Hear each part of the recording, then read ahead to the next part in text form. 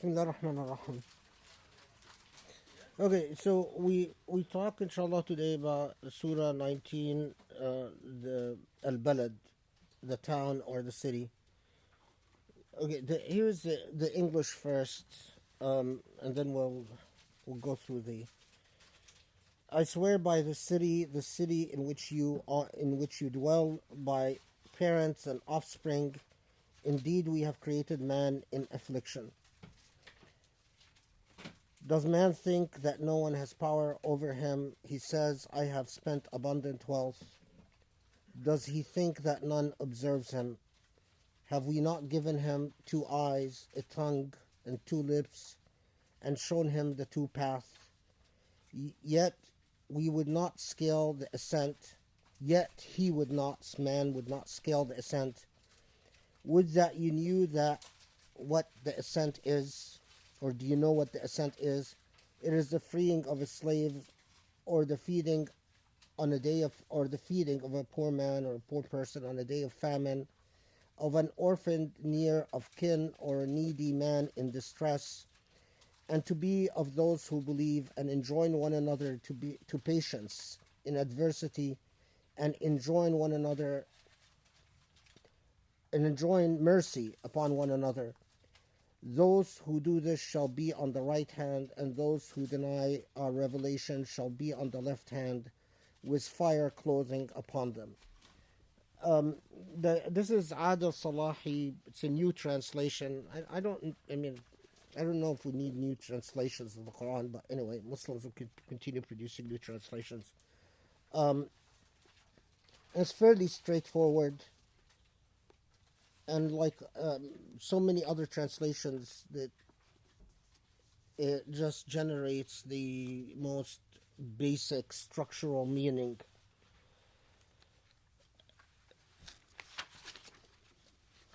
It's important before we delve in that just keep in mind again that we're taking we started now for a long time ago with the shortest surah, and which are reported to have been also the first surah of the Quran, the first chapters of the Quran, and the ones that shaped the Muslim ethical structure, because these are the chapters of the Quran that laid down the foundations upon which everything else will be built. So it is important that if you haven't listened to the tafsirs of the previous surah, that you do so, because they're all cumulative and they all build upon one another. They're not necessarily, they all convey a cumulative message that forms Muslim morality and Muslim ethical identity. Okay, so لا أقسم بهذا البلد وأنت حل بهذا البلد.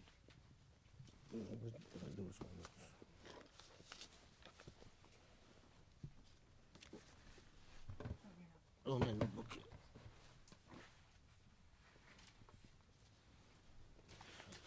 So first, most sources say that this surah was revealed in Mecca, pre-migration, pre-Hijrah period. However, Ibn Atiyah and a few other authorities say that no, this was actually revealed in Medina, which is typical for many chapters of the Quran, that we don't always know with certainty whether a chapter was revealed in Mecca or Medina, and Al-Balad is not an exception in that regard. Okay, second point. As you will see, because of a discussion about what the first verses of this chapter refer to, there is a significant debate as to whether it was revealed before Hijrah, before migration, or whether it was revealed very late as late as when Mecca is defeated. So upon Fatih Mecca, or was known as the liberation of Mecca or the defeat of Mecca. And you'll understand in a second why this debate is important. Um,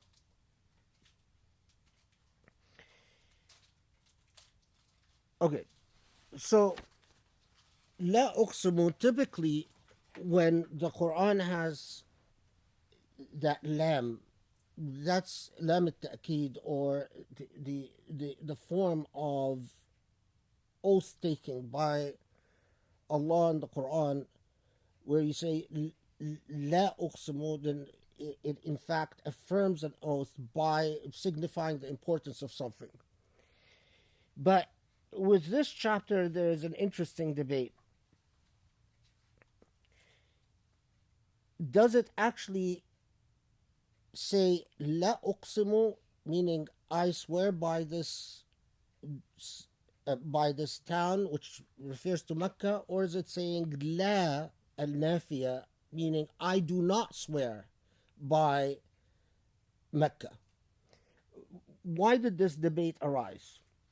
Why do we even have a debate as to whether here the Quran intends to swear by Mecca or not swear by Mecca? And we always talk about layers and levels of meaning. So there was one point raised, and that is Mecca at the time that this chapter is reportedly revealed has a significant amount of idols. And this is, if it was revealed in fact before the Mecca is defeated, so it is full of idols. And some theologians, Quranic commentators said, well, how could God could swear by a town or by a city that in fact is full of idols? But that was not the most significant objection, because the response to that, the idols are transitory, but the status of a space in Allah's creation is not transitory. So you can in fact swear by something that's sacred, knowing that this is the town which was established by the Prophet Ibrahim and his son Ismail and his wife Hagar, and that the idols come and go throughout human history, but that's not. So that objection is not that significant. The second thing, the second point, which is more significant, is about the sacredness of Mecca. There is a debate whether Allah is saying that this town, this city, Mecca, is now sacred territory and sacred from the moment of that revelation in perpetuity, and what that sacred means. Here, the second verse and the debate about the second verse is very interesting. Why does it say وَأَنْتَ حِلٌّ فِي هَذَا الْبَلَدِ, and you reside in this town? Two schools of thought. One is that God is telling us, when God swears by something, then we know that it is of great significance and of great import. And in fact, God is honoring the Prophet والسلام, by saying that you are sacred that this Mecca is sacred, and in fact your residence in Mecca is an imminent source of blessing, an imminent source of barakah, emphasizing or underscoring the importance of the historical moment and the importance of the role of the Prophet ﷺ. So that's one school of thought, which is actually the majority school of thought. The second one said, well, these particular verses were referring to a historical set of events. What are these historical set of events? when the Prophet conquers Mecca, we know that the Prophet gives a safe guarantee or a safe conduct to all the residents of Mecca, with the exception of 3 people who were not given safe conduct. In other words, as to these 3 people, they continued to be in enemy combatant status. And for this group of commentators, they said what these verses were referring to is to say that from now on, Mecca is sacred, and I'll explain sacred in what sense in a second. Mecca is sacred except for the fact that the blood of the 3 people might still be spilled. So in other words, creating an exception to the rule of sacredness, an exception granted only to the Prophet in his refusal to give or not extending the safe conduct to these 3 individuals. I'm not going to get into why these 3 individuals, but one of them, who's probably the most interesting, pretended to convert to Islam, endeared himself enough to Muslims and volunteered to be one of the writers of Quranic revelation, but when he would write the Quranic revelation, he would alter it.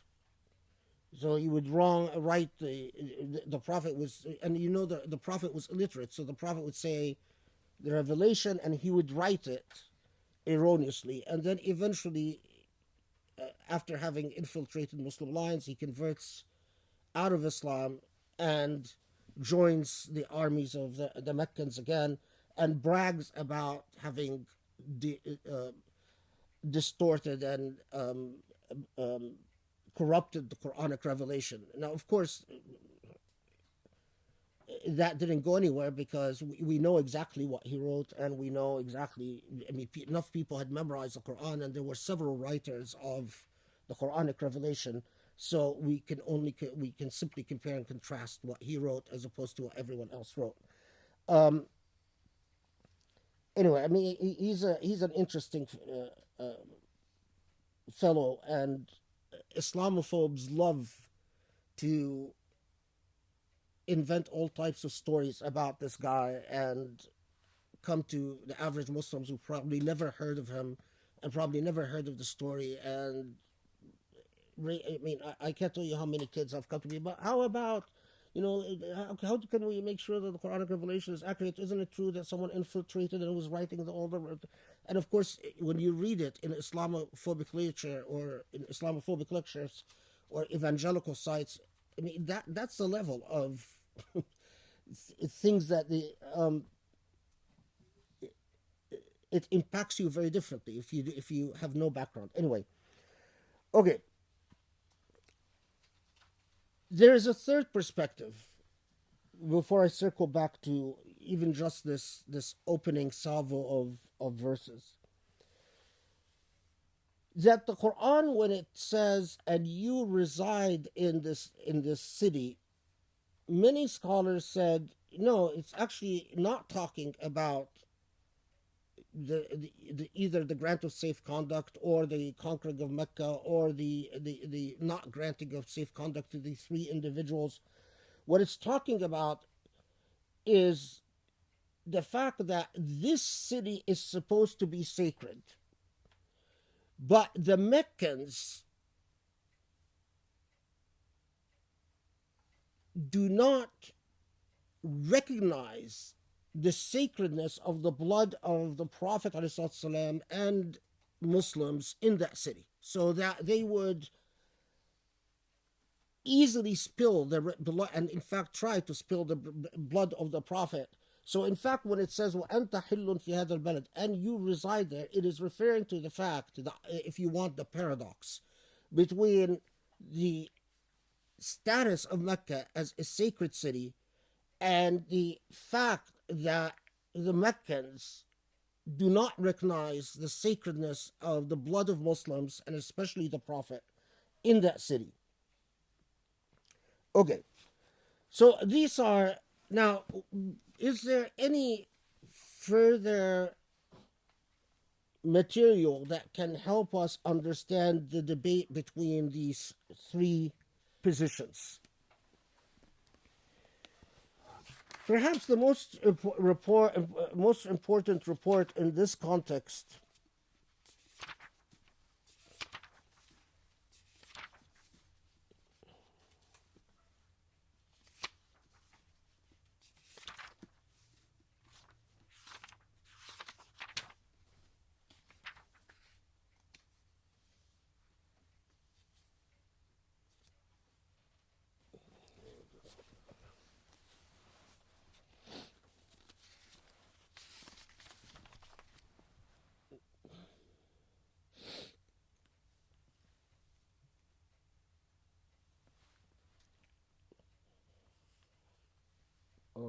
hold on. Where did it go? Yeah, okay. So the report, I'm just going to read it first in Arabic quickly and then إن الله حرم مكة يوم خلق السماوات والأرض فهي حرام إلى أن تقوم الساعة لم تحل أحد قبلي ولن تحل أحد بعدي ولم تحل لي إلا ساعة من نهار فلا يعضد شجرها ولا يختلى خلاها ولا ينفر صيدها ولا تحل لقطتها إلا لمنشد فقال العباس إلا الأذخر يا رسول الله فإنها لبيوتنا وقبورنا فقال إلا الأذخر. Okay, so what this hadith is referring to is that Mecca is sacred space. Bloodshed is not allowed, was not supposed to be allowed before the Prophet or after the Prophet. According to this tradition, and there are variant reports about this, is that the spilling of blood in Mecca was allowed only for an hour after the conquering of Mecca. But again, as I say, there are a lot of versions of the report don't have that caveat of illa sa'a min nahar. It is so sacred that you're not supposed to tear down its trees, build upon its land, hunt in its space, and in fact, no level of destruction or alteration is allowed in Mecca. And then one of the companions, Al Abbas, tells the Prophet, "Well, how about the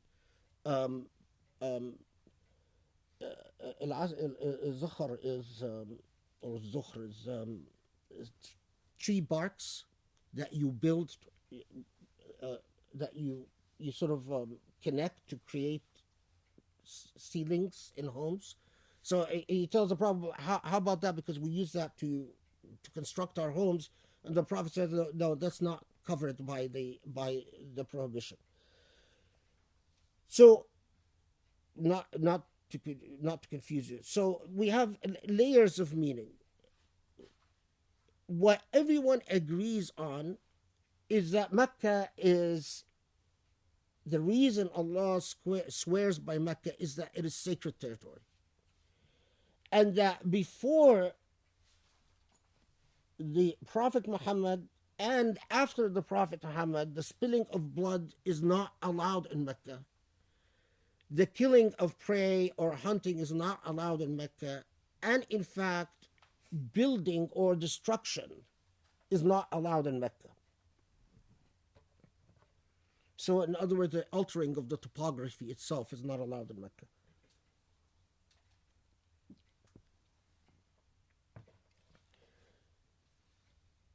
That's what everyone agrees on. Now, is it referring to the Prophet ﷺ residing in Mecca in order to emphasize the role of the Prophet as a pivotal point in Meccan history?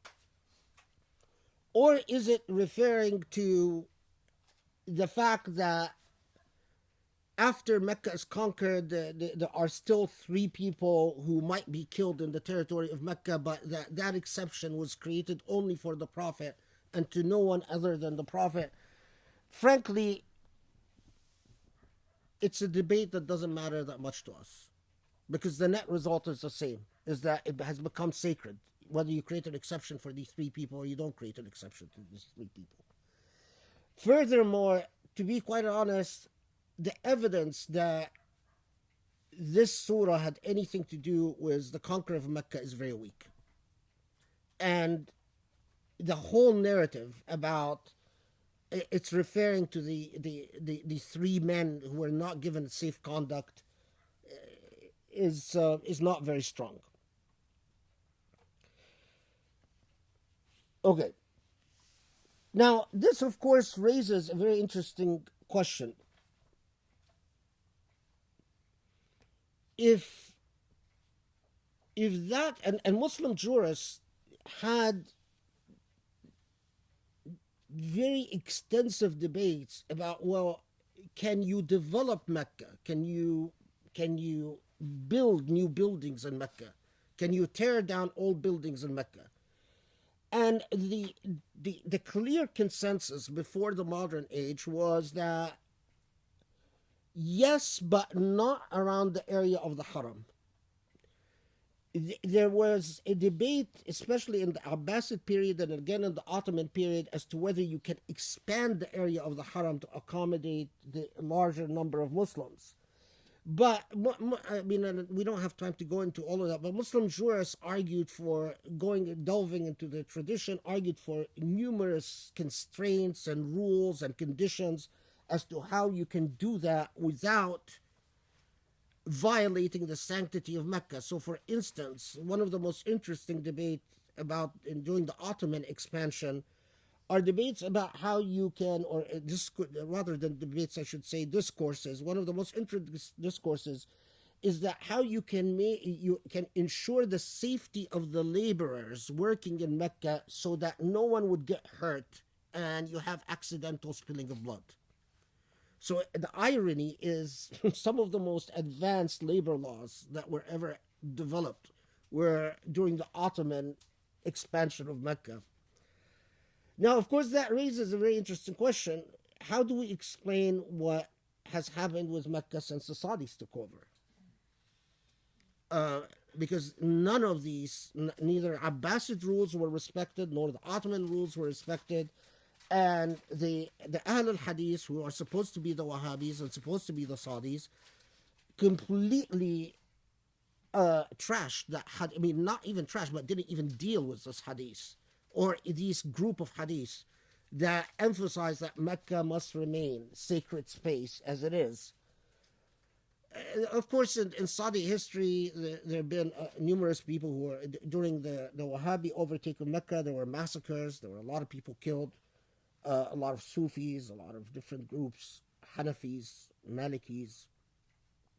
But even beyond that, the tearing down of numerous historical sites in Mecca and the building of high-rise buildings, I don't have an answer for you. I mean, I'm very aware of the jurisprudence produced by Saudi muftis, and none of it deals with any of that. I mean, they just give it, they don't even mention it.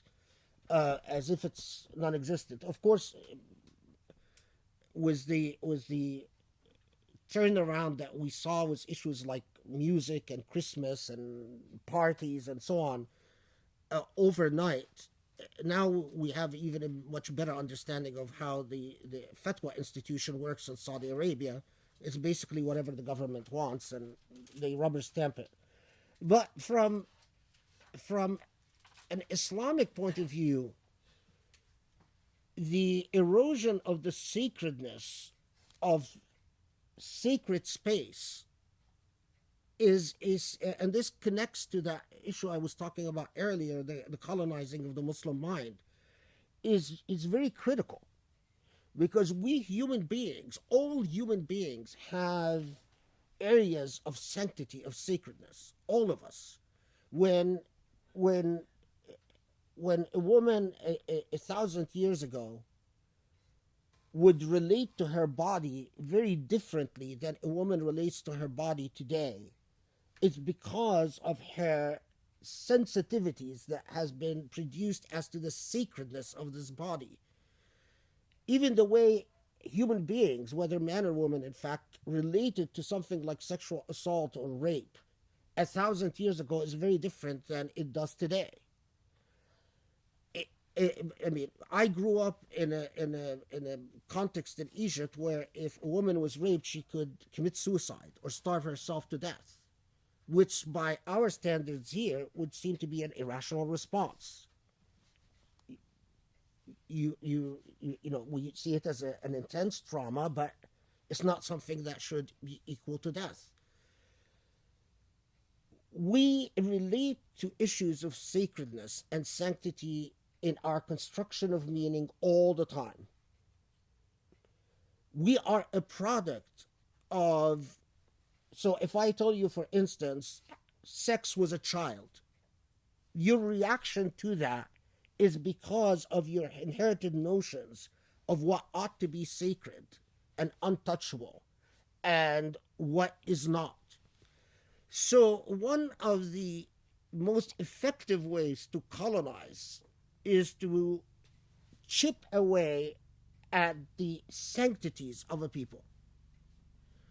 So when the Spanish first colonized the natives of South America, the various cultures of the first thing they targeted was their temples. And the first thing that was targeted in Spanish colonialism in Andalusia was to turn the sacred space of mosques into churches. Because when people have their sacred spaces defeated, they in turn become defeated. This explains to you our lack of reaction to the consistent violations against the Aqsa Mosque in 50 years ago. Our reaction to what happened to Aqsa Mosque is very different than our reaction today. The reason is the way we connect to sacred space. But if your relationship to sacred space at the heart of Islam, Mecca, is chipped away in this fashion, you in turn, the way you will feel it, although you cannot intellectualize it or you cannot necessarily identify it, is to have a sense of loss, a consistent sense of loss when you think about who you are. Or you think of the image of the Kaaba and you feel a bit of a gulp in your throat. That's the erosion of sanctity. Although it is embedded deeply into the culture that has constructed you. So it's a very serious problem. Interestingly for me is that Muslim theologians in this context talk about whether God is promising us that Mecca will remain sacred or God is urging us to keep Mecca sacred. And the overwhelming majority say, and I think that's sort of, although I don't believe in historical determinism, but I thought that was interesting in that they say that, in fact, God is saying that you Muslims will remain healthy as long as Mecca is healthy, as long as Mecca is sacred. Sacred not meaning that you just can go do Hajj, as I said, but you don't spill blood, no one suffers, no one hurt, no animal, no bird, no tree is injured or hurt or killed. Again, it begs. I know that there are political prisons in Mecca, and there are people who are tortured in Mecca. It's eerie. For someone who doesn't believe in historical determinism, it's sort of eerie. Okay.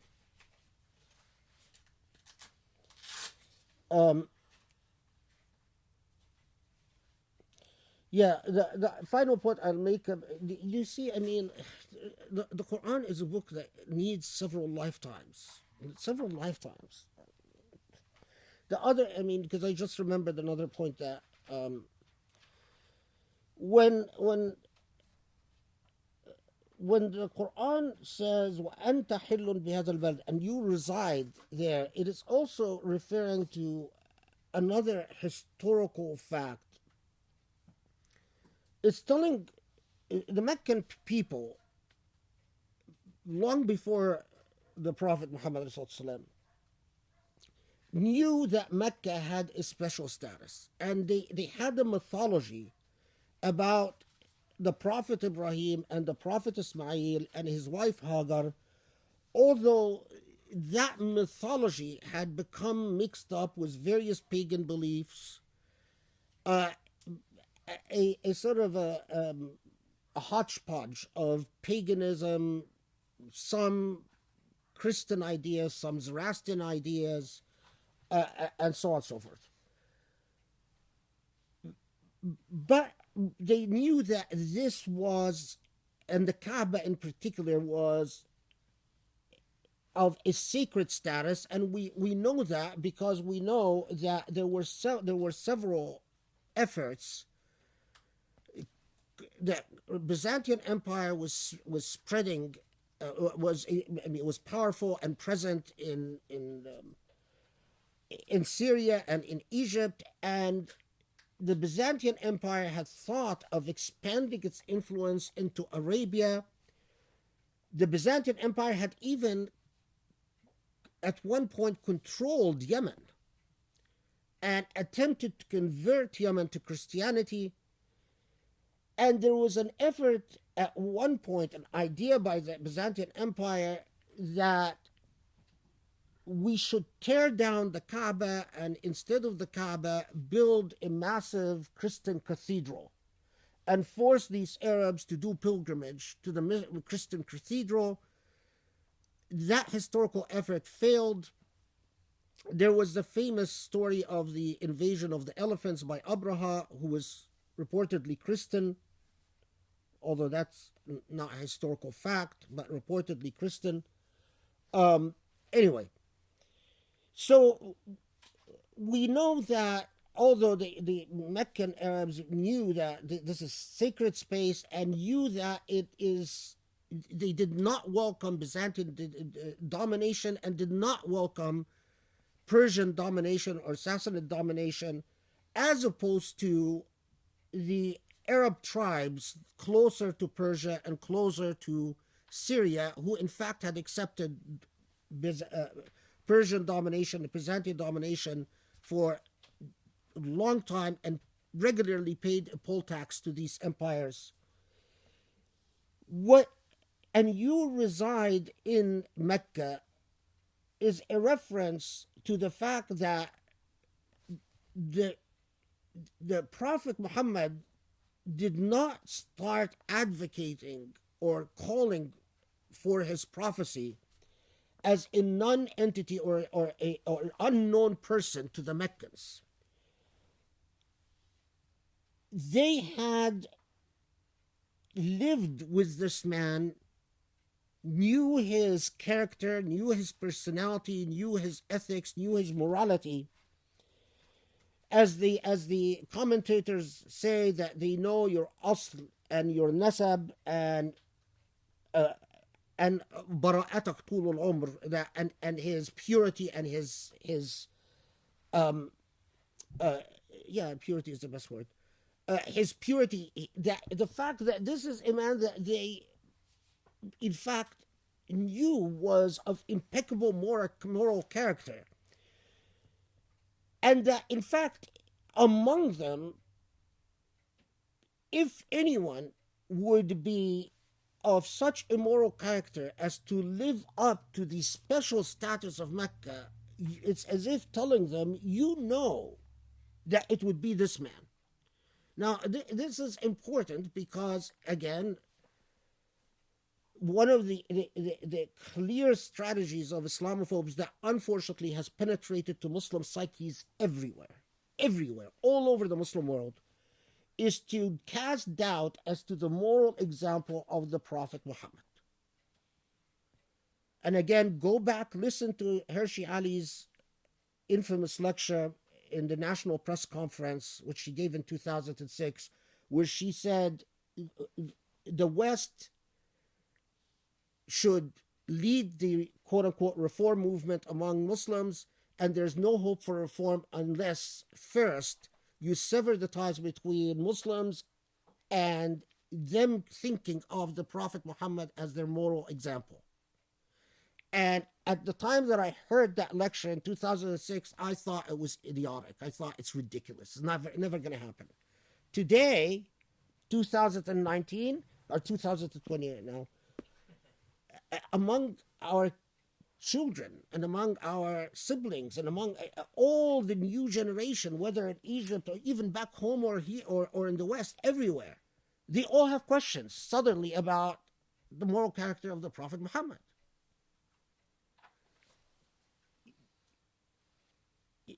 And I had never thought that وأنت حل في هذا البلد is that important until I think of my experience as a Muslim in the West and all the impact. To make you have questions as to the moral leadership of the Prophet ﷺ is to undermine your very relationship to all notions of sacredness in your life. Because if you have questions about his moral character, everything else collapses. Regardless of how much you pretend it doesn't, everything else collapses. Before you know it, you're going to be asking questions about what's the point of prayer, what's the point of fasting, what's the point of anything. And that's why it's to be quite honest, a brilliant strategy.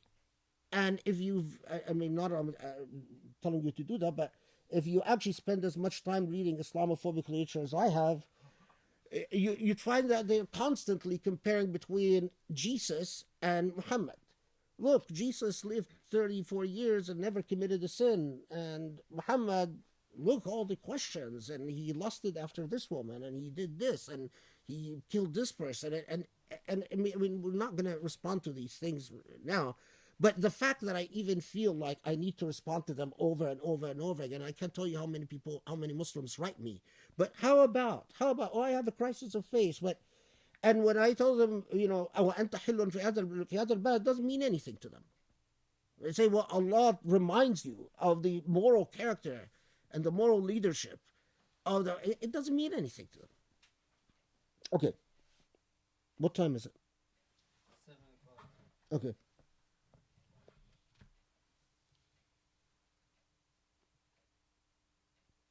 Okay.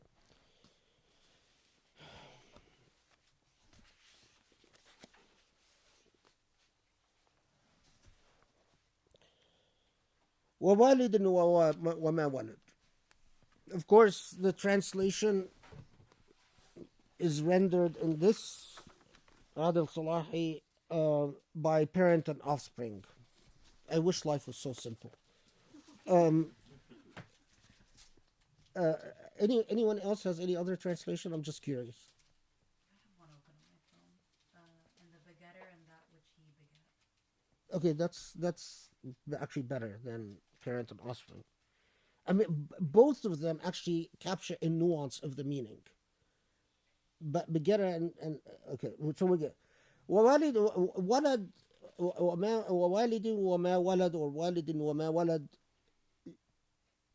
Walid is the begetter, the parent of something, and walad is an offspring of something or the begotten. Now, why does it deserve a pause? Well, what is Allah is swearing by this. So what is it about this that deserves, and that's a question, by the way, that the commentators would always ask. Why is Allah swearing by this? Why? What is the significance of this? We know that they're a parent and child. So what? Whenever the Quran swears by something, it's as if the Quran is setting off an alarm bell. Pay attention, this is important. This deserves reflection.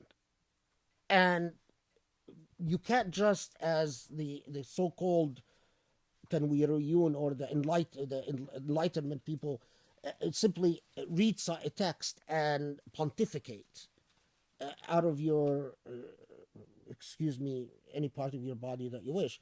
But you have to consult any incremental evidence as to what that could indicate to you. You have to investigate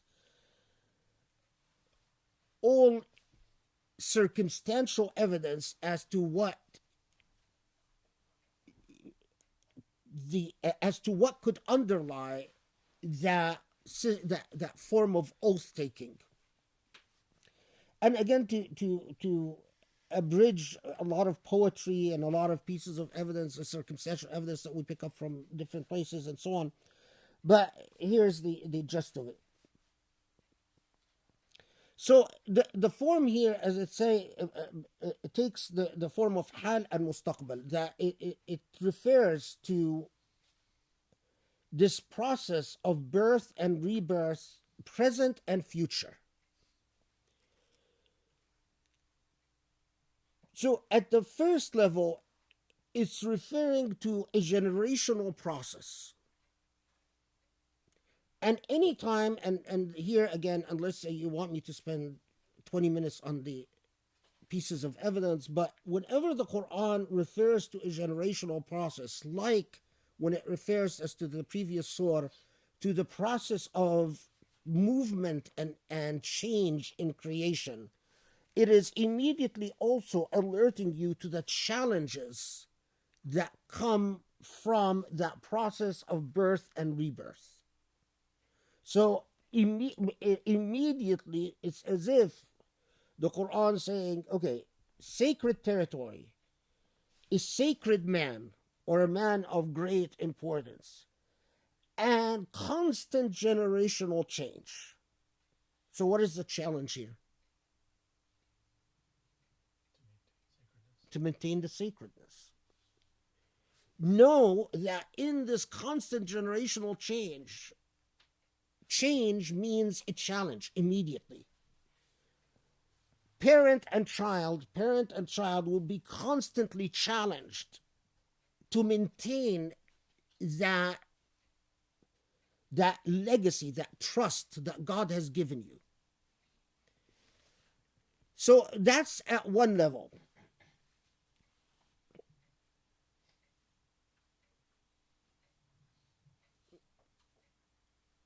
There's the debate, for those of you who know Arabic, there's a debate about al-atf wal-ma'tuf here, walid wa walad atfun ala madha, but for all purposes I'm gonna have to skip it. But it's, I mean, for someone like me it's really fascinating. But anyway, but then there's another reference in that notion of generational process and generational continuation and generational challenge. The story of Mecca started generations ago by what would have seemed to history like something completely innocuous. The Prophet Ibrahim taking his wife Hajar, going to this desert and leaving Hajar and his son Ismail there, and as you know, the story, the narrative goes that Hajar then runs out of supplies, and there's the miracle of the well of Zamzam, which still continues till today, unfortunately not preserved in its original state at all. Nothing like the original Zamzam, unfortunately. But it's still the same water, which was the miracle of Mecca, and that building and it took generations. Now, generations in which the Kaaba was even buried under dust, under sand, completely, and had to be redug at different points. In other words, the very foundations refound. And then various tribes and various people and pagans came and pagans went until the Prophet Muhammad ﷺ. And because our ancestors took the Quran very seriously and thought about the Quran very seriously, they said, well, there is also a reference to the challenge posed to understanding, and as we'll see when the Quran, when the surah later on tells us, alerts us to the role of patience and the perseverance and the role of at-tarahum, or conducting our affairs through compassion and mercy, it will come back full circle. But that generations build upon generations, and to understand the trajectory of Allah's message, you can't take a snapshot in the moment in which you exist. So for a lot of the people that I studied with, they would always tell me, you cannot understand the message of the Prophet Muhammad ﷺ unless you go back and study the message of the Prophet Ibrahim onwards till the Prophet Muhammad. And of course, even before Ibrahim, like Idris and Salih and Nuh and Adam and so on. But at a core, Ibrahim, because that's where the narrative of the sacred space starts. Among modern Muslims, and I've lived long enough in the West to and visited enough. I mean, we've lost that. Again, I underscore, to understand why Muhammad ﷺ was the last prophet, you cannot possibly make sense of it unless you understand what the prophecy of Ibrahim was about. If you do, then it makes sense. Then you understand why the successions of generations of prophets.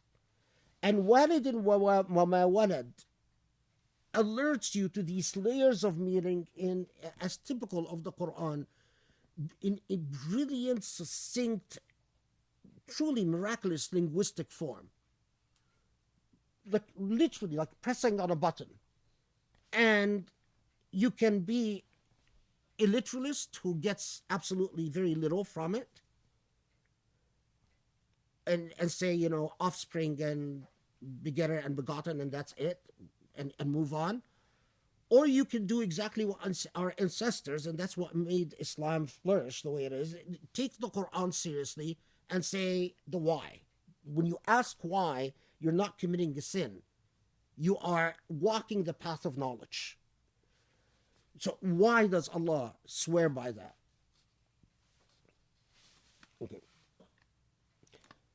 Okay, yeah. I forgot one thing. Now, but our ancestors didn't stop there. They saw in wa walid wa ma walad, again, oath by the sacred space of Mecca, oath by the moral character of the Prophet, and the generational process, is that Allah is swearing, they didn't fail to notice, is Allah swearing by generations of believers, or is Allah swearing by generations of human beings? Just from the language. وَوَالِدٍ وَمَا وَلَدٍ. Human beings. Now that is, if you're thinking deeply about the Quran, that must give you pause. As they say, فَقَدْ أَقْسَمَ بِالْآدَمِيِّينَ صَالِحُهُمْ وَطَالِحُهُمْ. God is swearing by human beings, whether good or corrupt. So I understand you swearing by the sacredness of Mecca, you're swearing by the moral place of the Prophet in relation to the sacredness of Mecca, but then why do you swear by generational process of human beings, whether they are believers or non-believers, whether they are good or bad? Now, you can be a serious, an intense philosopher and spend hundreds of pages talking about that, or you can take the most obvious meaning of it. Why would God swear by that? All human beings, good or bad. As-salih wa-talih, as they say. Let me put it this way, differently. When you study history, do you just study the history of good, or do you study the history of bad? Right? Good and bad. And when you learn from history, is the lesson taught to you valuable just because it's learned by the good? Or do you learn as much from studying the bad? Both. So it would, in fact, have been a completely different dynamic if Allah just swore by generations of believers. It's as if Allah saying, study the believers and don't study anyone else. But that's not the Quran. The Quran is extremely profound, with layers of meaning. If you want to maintain the sacredness of Mecca, and you want to understand the moral role of the Prophet, pay attention to the generational process, good or bad, absorb it and study it in equal measure, because all of it has tons to teach you. And that's the secret in as-salih wa-talih.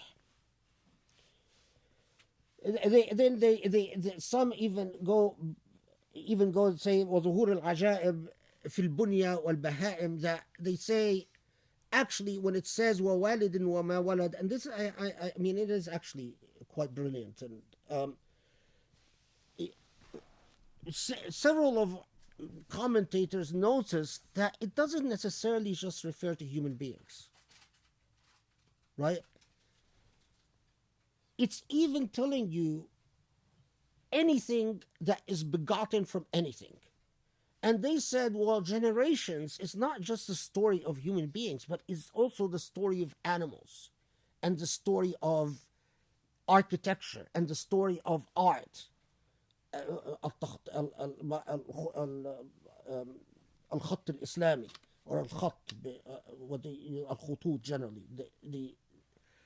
So some of the most fascinating parts is that you find in various Quranic commentaries that tell you, and from وَوَالِدٌ وَمَا وَلَدْ is a reference that you cannot even understand Quranic Arabic unless you study Syriac and Aramaic and Hebrew. And I mean, it starts then blowing your mind that you must reflect on all living things and the entire dynamic of life, which, by the way, again, connects to all the surah that we talked about. That God is constantly saying, you want to understand the way your maker, the way the divine unfolds in your life.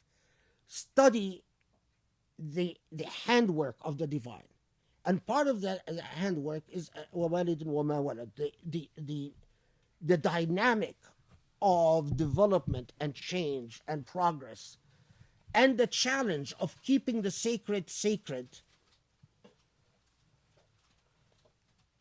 at the same time that you confront the challenge of the constantly changing and the constantly evolving. Everyone with me? What time is it? 15? Okay.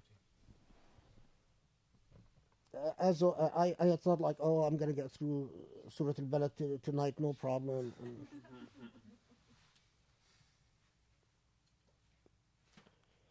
Yeah.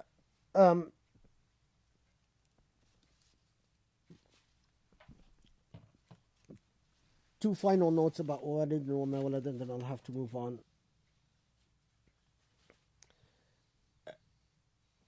I checked a tafsir that was that was published recently in Saudi Arabia, written by a group of contemporary scholars.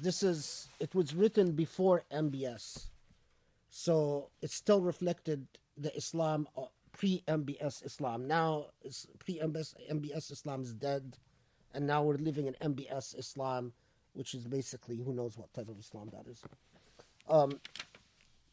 But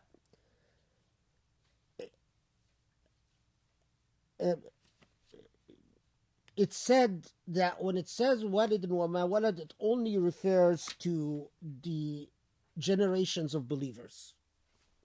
I wasn't surprised, but again, if a modern Muslim is studying this and doesn't know anything about the tradition, I should tell you that grammatically, and this would be interest only for the people who study Arabic, that grammatically, for عند البصريين, I'd say, used to say, for the walidin wa ma walad to refer only to believers would be grammatically impossible. So it's just linguistically wrong. So it just doesn't work. Anyway, I wonder now in MBS days what they would write. Anyway,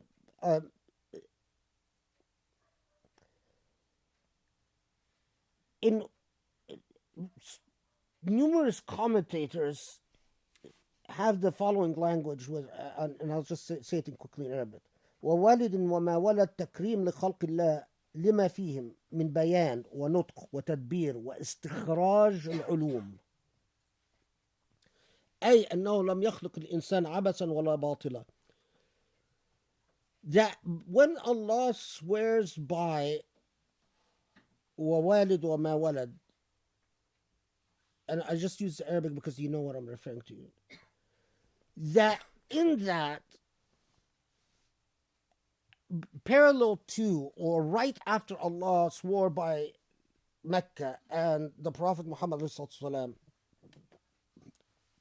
or at least his role and his moral leadership, that in this is honoring and glorifying human beings, or we can even say entire creation, in my opinion, although that's not what the text, they said human beings, but I say entire creation. But what captured my attention in is how they derived civilized meaning from this revelation. So they said that why would God, what is the operative cause in honoring a human being? And they say it is the things that makes human beings a truly miraculous creation. نطق وتدبير وبيان, the ability to reason, واستخراج العلوم, and the ability to learn. Now this is consistent with so much other, there's so much in the Quran that emphasizes this same, but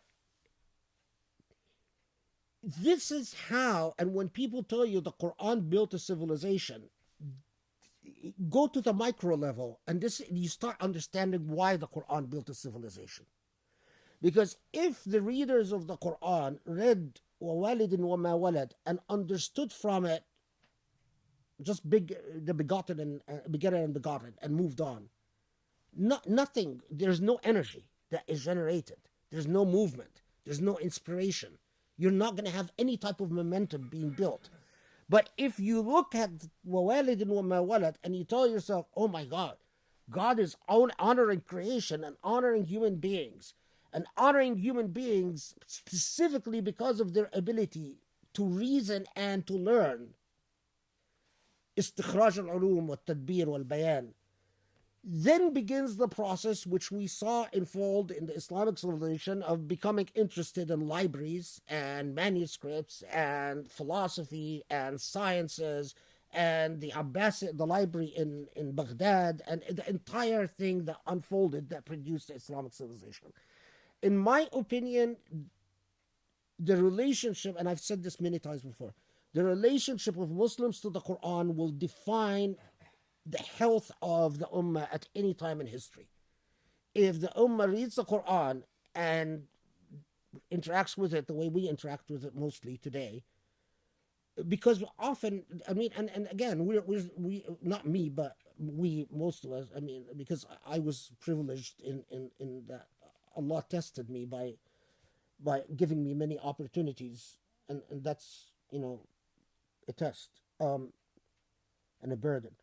But when I think of a lot of people that grow up and listening to Quranic commentators in Islamic centers, and I've attended in the Islamic Center of Southern California, someone commenting on Surah Al Balad many years ago, 10 years ago, and you get nothing.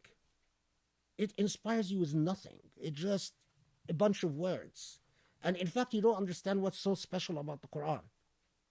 I mean, you can't even answer really why did the Quran inspire an entire civilization, and what makes it a unique text in you can't even answer about a unique text in Arab history, leave alone in Islam, in human history. And when you can't, when your teachers are so inept, then the product makes sense. Okay, enough about Walid and Walad. Otherwise, we will. Okay, I'll skip the Asma Gins, دخول الحيوان, skip all that. Okay, okay. At this point, I can't skip, and I'm really sorry. Forgive me, but I will have. I do have a cutoff point, so I'm not gonna keep you. Okay. I should have. Many of the commentators and many of the scholars, and you find this even in writings on theology, not just writings on Quranic tafsir, is from walidin wa ma walad, is that they say حرمة الخلق كلهم,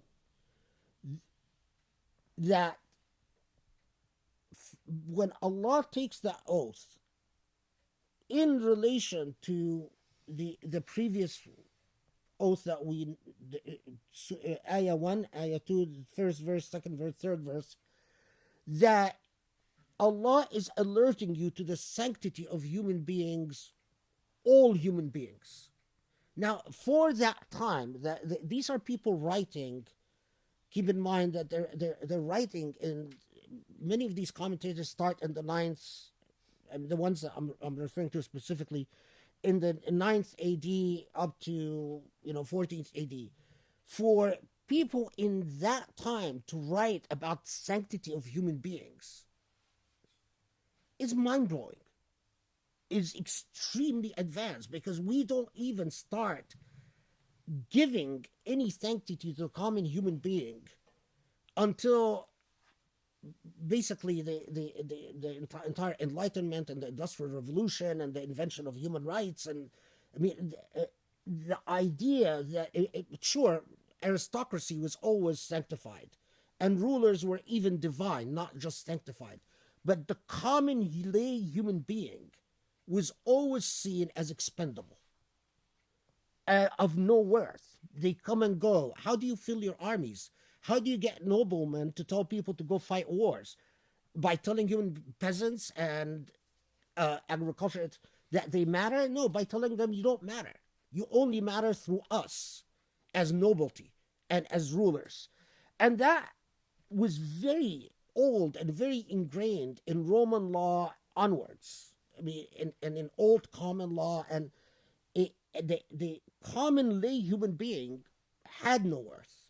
So at that time, for these Quranic scholars to say the value of, or the sanctity of human beings, period, all human beings, was a revolutionary concept. The sad thing is that for Muslims it remained revolutionary in our age, because most Muslims think that the Quran doesn't sanctify all human life, believer or non-believer. They actually bought into the garbage about, in Islam, apostasy, this and infidels and jihad, and they don't even know how to start even responding to that if someone really puts the question to them. Okay, what time is it?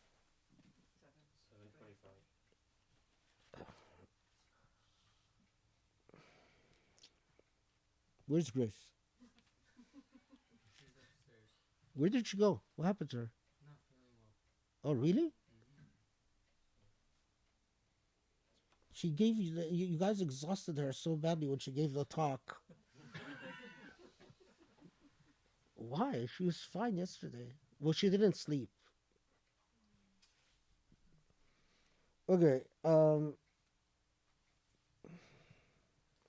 As much as it hurts, okay, I'm gonna stop here so we can have some Q&A if you guys want. Um, Keep going for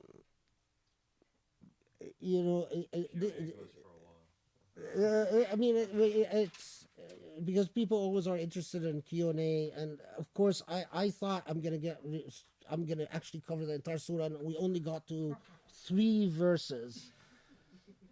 Oh, okay, okay, okay. So we can have some time for Q&A. Otherwise, then we won't even do. Okay, to be continued, inshallah. So, Grace is not here. You have to be the boss. Yeah. So, you want to do one? So Q&A for 25 minutes. Yeah, and then why don't we just open it up to any questions since there's only 25 minutes?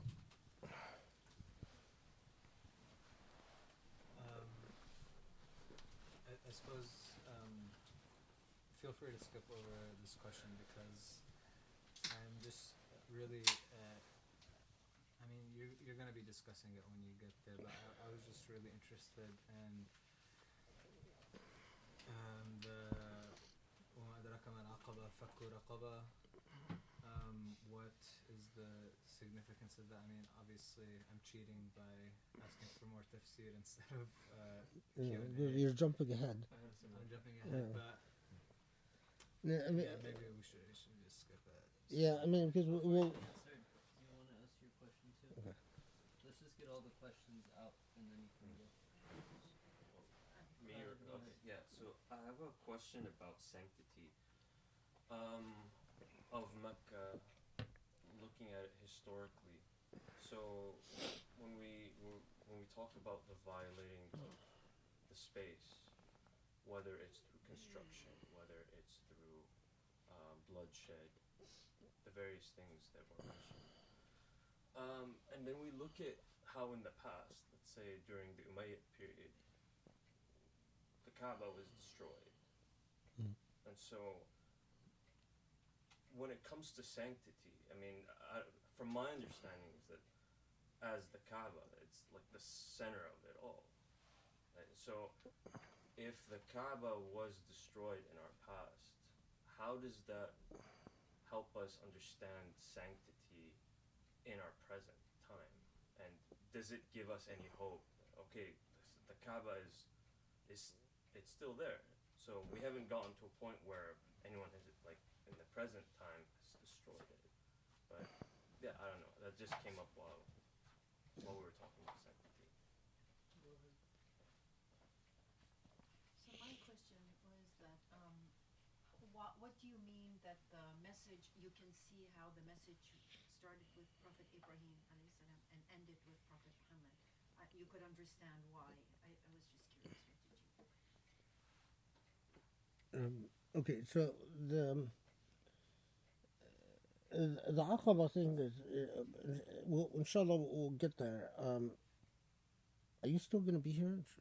I guess these things are taped, huh? No. Oh. But yeah, I can. Yeah. I mean, I do have another question that I could substitute. Well, go ahead. But yeah, so maybe because this is going to be covered later, I'll Okay. withdraw that one. But this just sort of popped into my mind when we were talking about.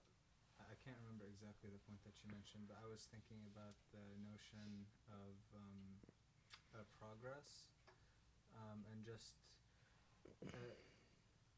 like in order to understand the sort of message of the Prophet Muhammad ﷺ, understanding previous revelations and how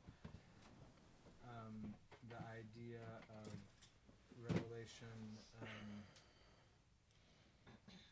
being delivered as discovers more and develops and grows, etc. And the whole philosophical notion of progress is one that's kind of debated today. You have people who say it's a Eurocentric, Christian-centric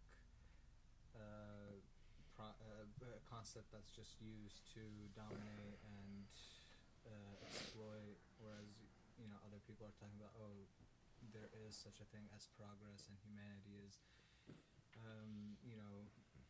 becoming better and achieving things. And I mean, this is a really vague and broad question, but just yeah, what does how does like a sense of progress sort of fit into like an Islamic theology? Yeah. Okay. So, um, okay. So the prophecy of Ibrahim alayhi salam and the continuation thing, and then the idea of progress and what was it? Sanctity. Sanctity. Oh, the idea of sanctity. Okay. Yeah, I mean, they're actually there's connection between all of them, and also a connection between the whole idea of Aqaba. But Surah Al-Balad is is a is among the surah in the Quran that pose a continuing challenge to Muslims specifically and to human beings broadly. And there are various revelations of the Quran which were understood, and they are clearly to be understood as setting a moral trajectory for human beings, and that's the challenge. So when it talks about we'll talk inshallah, we'll get there. We'll start whenever the Quran talks about an obstacle, aqaba, and an aqaba is a serious obstacle, uh, and then tells human beings of something that's truly aspirational, like that there would be no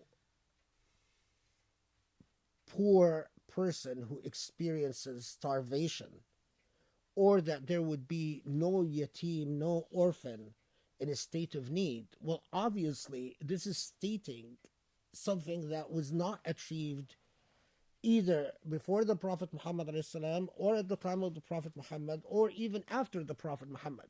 So it can or freeing of slaves, which when we inshallah get there, there's a lot of important talk about it. And quite often the Quran speaks in terms of a moral challenge that sets a moral trajectory for Muslims. And when you think of, for instance, how Muslims in a time in which it was truly odd for human beings to think in terms of the sanctity of human life, in just general terms like that, because not even Greek philosophers spoke in terms of sanctity of human life. Not even the most enlightened Zoroastrian thinkers, or Hinduism before Islam and after Islam, because Hinduism was heavily influenced by Islam. But even I mean, which were had anchored in the caste system that was very old in Hindu thinking. Buddhism is a whole different thing, but even in so the idea was, and it was, how did that idea come to be in the Muslim psyche? And it came to be through this understanding of a moral trajectory and a moral challenge. And so that's one thing to keep in mind. Now, this goes back to this notion of the idea of the sacred space, and how Muslims related to the idea of sacred space, because it connects to the notion of the sacred generally.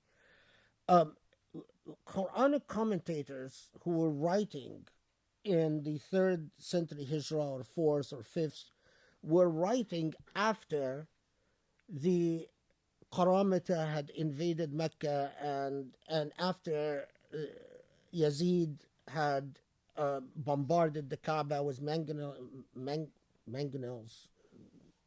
rock throwers. And so they were aware of these historical precedents. They were very fully conscious of these historical precedents. And they often do talk about that and saying, well, it's clear that what Allah did was the invasion of Al-Fiyala, the invasion of the elephants, was there's a Abraha prepares an invasion of Mecca and plans to tear Kaaba down, and the year of the birth of the Prophet ﷺ, and the army of Abraha is defeated by divine intervention. But what's very interesting is that none of them understood that precedent as a promise from God that the Kaaba will always be protected. But they understood it as a divine intervention because God wanted history to unfold in a certain way. But beyond that, it is a moral challenge. That, okay, I intervened in the case of Abraha invading the Kaaba now, and I've maintained the sacred space in order for the Prophet Muhammad to come and convey the message and for things to unfold in a certain way.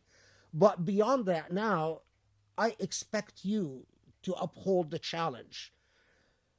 So they were not troubled by they were not troubled in the sense that they didn't consider it a challenge to the revelation that Yazid bombarded the Kaaba or that the Qaramita invaded Mecca, but they saw it as a clear violation and a major failure. And in fact, what's interesting is that the number of people who comment that the reason Allah allowed the Umayyads to be overthrown and to be slaughtered was because the way they failed the Kaaba, which, I mean, of course, they're talking about generations later, but still. And that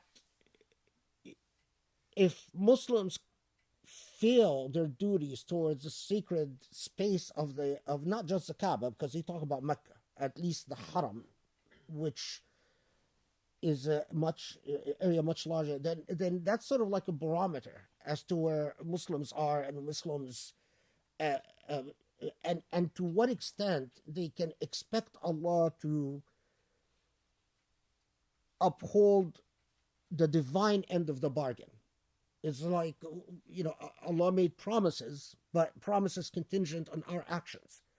And if we fail, then we complain that God is not delivering. Well, but the entire contract has been broken. So, and I think it's I mean, some of them, especially the Sufis, go even further and they say that if the Kaaba is violated, then the heavens are closed, the doors of the heavens are closed, and Allah basically turns away from Muslims and say, I'm not going to answer any of your prayers until you start with, at a minimum, restoring the sacredness of the Kaaba, which, I mean, their imagery and their poetry get very, and I hope that they're not right, because if they're right, then we're in serious trouble. So I really pray that all of that is allegorical about the heavens closing its doors and the angels not visiting Muslim homes anymore, and all of that interesting material. But interestingly, the idea of so that's an important component, because a lot of Muslims are raised by their families with sort of like this very colonized mentality and very dependent mentality of, oh, Allah will take care of it, Allah will protect it, and that's nonsense. If you don't protect the Kaaba, Allah's not going to protect it. It's your responsibility now, and to sort of count on divine intervention. Uh, Definitely, when I was in school, I remember my school teachers saying things like, "Oh, if anyone ever comes close to the Kaaba, Allah would send birds that would carrying stones, and the whole thing was what happened was Abraha would happen again." And that's just years of learning later, you realize that that's a complete invention. Okay, so now this connects actually to the question you raise, because the reality of the matter is that whether we call it progress or not progress, meaning is never static. I mean, think even as something as simple as what is the relationship of the divine to sacred space. When that teacher was teaching me that Allah is going to send birds with stones that will destroy any army that comes close to the Kaaba, she was as much of it an invention as anything else. So we are constantly inventing and reinventing meaning. We often just don't recognize that we do. We are constantly, and that's why if you actually have honest people, if they read hadith, for instance, often they find it very difficult to even understand what the words are saying. Because language, Arabic language, has changed, has evolved. And language changes, space changes, psychology's consciousness, is constantly shifting and constantly constructing and reconstructing itself. And that is why the relationship of the sacred as an anchoring point, too many anchors and you're shackled. Then you can't evolve, you can't adapt. Too few anchors and you're disconnected from all meaning, and you go in cyberspace, you float. So the real challenge that the Quran itself poses to us is to find that mizan between anchoring ourselves in the sacred, but the recognizing the inevitability, and yes, at times the moral worth of change and growth. Now, the important point here, though,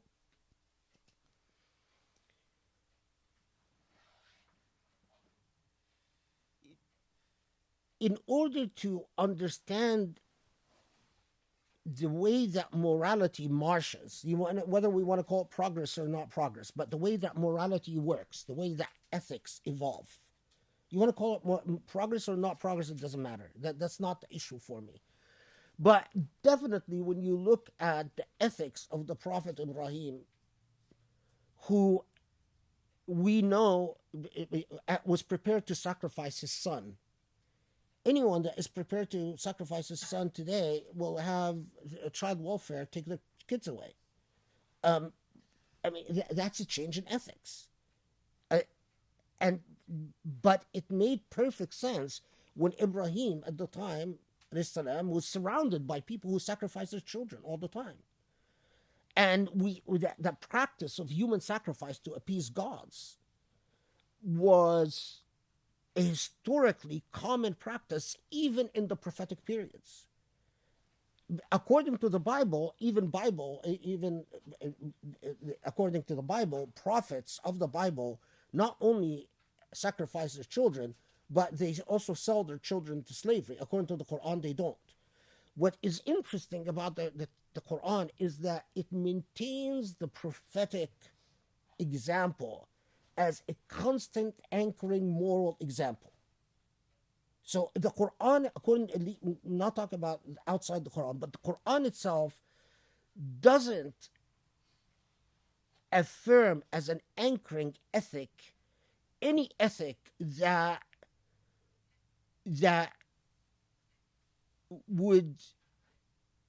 should, or we should say, should not be a constant and immutable ethic.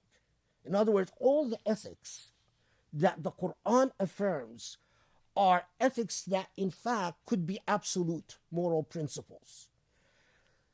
Now, beyond that, we negotiate meanings of ethics, and that's the inherent in the idea of ma'ruf itself. What's good and what's bad is that it's socially constructed all the time. Now, the problem, though, when it comes to the issue of progress, is that we are plagued by a couple of things. We are plagued by the fact that whatever is claimed as human moral progress, especially when it comes to the value of human beings, we did not produce, we did not really participate in as Muslims. And it's also plagued by a severe legacy of hypocrisy, because we know that natural rights played a critical role in colonialism and in the destruction of native cultures, and that even till today, human rights are, no one, France doesn't care about human rights when it comes to the slaughter of certain Libyans, and cares about human rights when it comes to something else, and so on and so forth. And to extract our philosophical thinking from the tribal factor of who participated in what, the ethno-nationalistic factor of, well, we didn't contribute to it, so I'm going to reject it offhand. It's like the early debates about the Aristotelian philosophy. Some Muslims took the position Persian and Arabs didn't contribute to Aristotelian philosophy. So how could you call him the great teacher, Al-Muallim al-Akbar?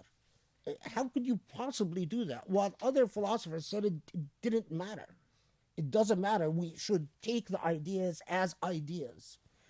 The second challenge is that legacy of political hypocrisy, which is very difficult because it really challenges our emotional core. To look at what is consistent with the morally anchor point of human value, and to try to purify it from its nationalistic appendages and its power dynamics, and to look at it as sort of a philosophical idea in light of the anchoring moral points of the Quran, is a real challenge.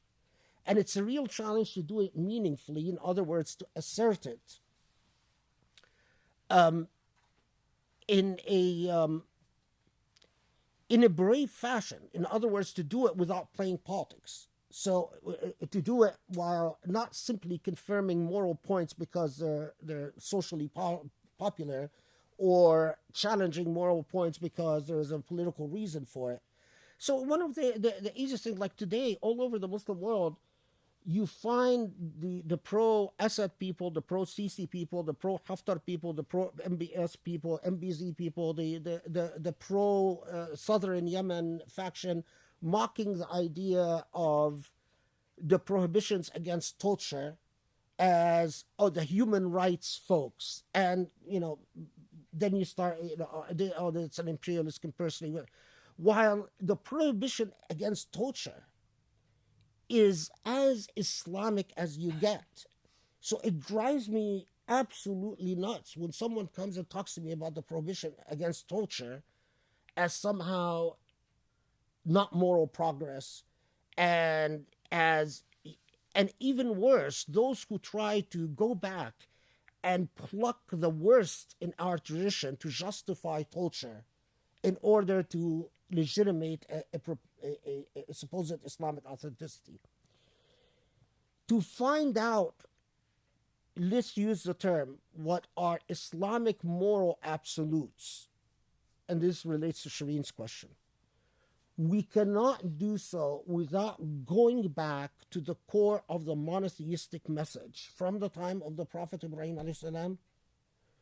So we study, in fact, what is consistently for God an uncompromising, constant, stable, consistent point of affirmation. And when we do that, I will actually find, in my view, that they're not as numerous as we think, but they're extremely critical. And then we have points of guidance as to how we negotiate meaning of morality from variety of sources with a considerable space for debate and disagreement and pluralism. So I don't think the prohibition against torture, for instance, is one of those things in which we can disagree. I think that's God reserving to God's self the right to torture and not that being extended to anyone but the divine is absolute and unwavering.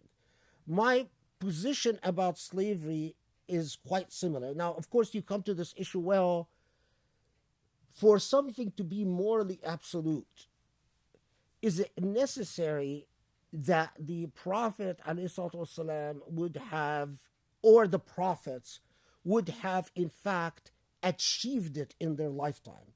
And my answer is no. It is enough that they had aspired for it in their lifetime. If I have indications that I know that the Prophet Ibrahim ﷺ had slaves. We know that for all the sources, biblical or any of at least the sources that he had slaves. But we also know a great deal about the way he treated the slaves. The way he treated his slaves, and correlates with when the Prophet ﷺ tells us, Prophet Muhammad, and I'm surprised that a lot of Muslims don't know this, that tells you don't call your slave, don't call abd, or لا تقول أمتي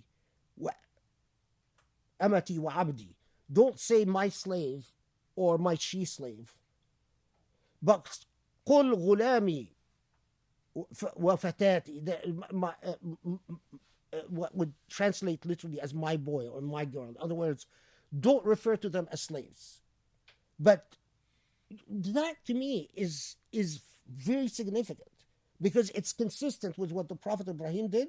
It's consistent with what Moses did. It's consistent with what Isa did.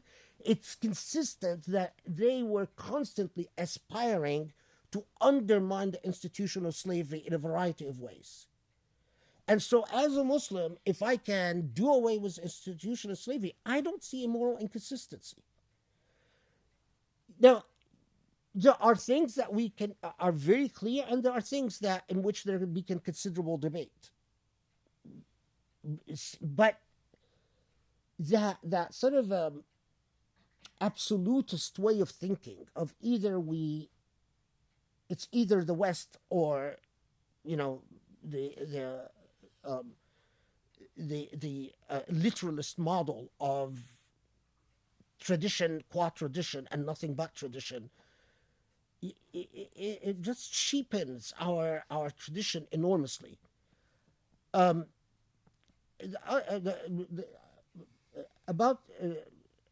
a lot of the khutbahs, if you go back to my older khutbahs, you'll find that I talk a lot about the Prophet Ibrahim alayhi salam,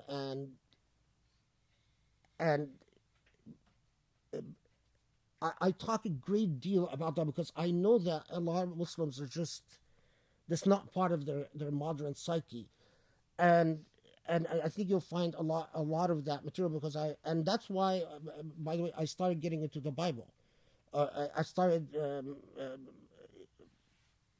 quoting the Old and New Testament quite a bit because many of our scholars, in order to be scholars, read the Torah and read the New Testament and leave alone the traditions of the Persians. And I mean, there's the writings on Persian Zoroastrian theology and Islamic tradition as mind-boggling. And I find it deeply troubling that my ancestors, my scholarly ancestors, didn't consider one to be a scholar unless you knew languages. You knew Arabic, Aramaic, Hebrew, Syriac, and you read text in these. And when you were expected to be fully a citizen of the world that you lived in. While today, we have these boutique little institutes, the Sunnah Institute of this or that, the Hadith Institute of this or that, as if we live in, I don't know, what do you call it, ghetto? I mean, the worst ghetto of any type of ghetto where the world doesn't exist, where a lot of people think that you could actually, even in the United States, they don't even bother perfecting their English, leave alone Aramaic or Hebrew or Syriac or, just even English. And that is why Muslims, although 1.6 billion in the world, and they own and they control more than half of the world's energy resources, produce less than 2% of the world's literary production. That immediately tells me everything. If you don't have intellectual curiosity, you failed that religion. Without a question, because what I understand from the legacy of the Abrahamic prophets is that they would come and consistently challenge the narrow tribalism and blind myopia of paganism, and the insistence on methodological and fantastical thinking of pagans. And they would say, no, there are laws to creation, there are laws to causation. And it's no coincidence that among the things that Muslims wrote the most about are exactly that, causation, as-sababiyya, which, by the way, was the genesis for all modern sciences, because without causation, there's no science. Paganism didn't believe in the laws of causation. That's why alchemists believe that you can turn nickel into gold.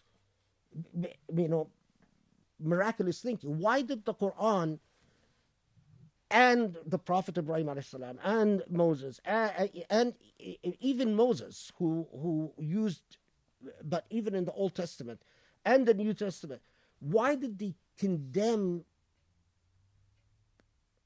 magicians and magic? What by that they mean sorcery. Why did they so consistently that we can say to the point that sorcery is the anti-sorcery position is one of these anchoring absolute points of monotheism? Because it is non-causistical thinking. It's either there's a suspension of causation, and that has to be divine miracle, and we confess and we admit and we believe in it, but it is the rare exception. It is not the common occurrence. One final point, Muslims wrote a great deal. The only Christians for a long time among Muslims, the only Christians that existed were Catholic Christians. And Catholic Christians have always believed in relics and miracles. And some of the most remarkable writing that the Muslim civilization produced is in the refutation of miracle thinking, what they often called Christian miracle thinking, but of course by what they meant by their age was Catholic, and relic thinking, because they thought that this notion of relics as intervening in the laws of creation was paganism. I mean, it's all it's transformative and it's revolutionary, but it is also rediscovering who we are as a people. Okay, how are we doing on time? It's time to stop. Okay.